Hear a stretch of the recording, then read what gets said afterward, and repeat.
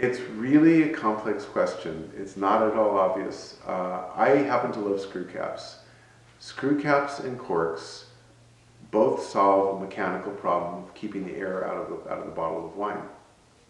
But they each lead to slightly different outcomes. The wines age differently in a cork compared to a screw cap.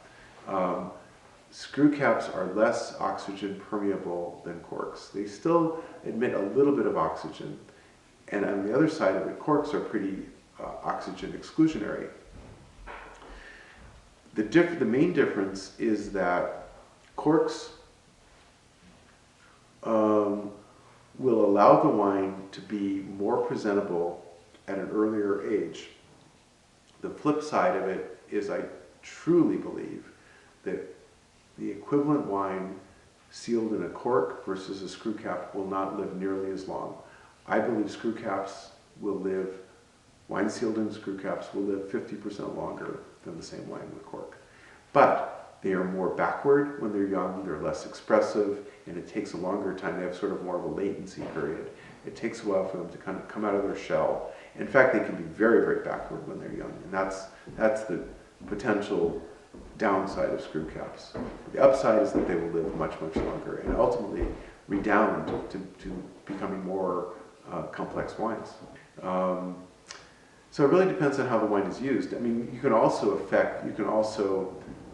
modulate the amount of oxygen permeation of the screw cap by the liner that you use. So you can use screw caps that are more permeable that will, if you will, present a little better when the wine is young, and those are not wines for aging. Well, there's a tin, which is sort of the tightest, and then there's various polymers that are more permeable.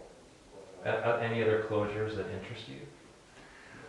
Yes, of course. I mean, there's a beautiful glass closure. I don't know this, I haven't had any experience working with it directly, but from what I understand, there are still some issues with it. Some people have reported issues, not so much with the closure, which is a beautiful closure, expensive as hell, but it's really with the variability of the bottles themselves. You just don't get great uniformity in the neck diameter. So if you have any imperfection, you will have less than a perfect seal, which is problematic. I am, of course, profoundly attracted to the whole aesthetic of a glass ampoule that's completely sealed. It's probably a little expensive to do and maybe unrealistic, and probably would probably be uninsurable because of all the broken glass and that issue.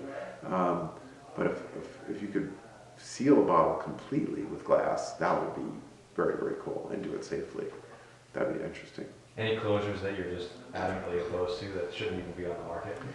Well, yes. I don't know if they're still on the market. We worked with some synthetic closures for a few years with something called Supreme Cork, and I'm not a big fan of plastic closures. Maybe they've improved tremendously, but when I was using them, they were quite problematic.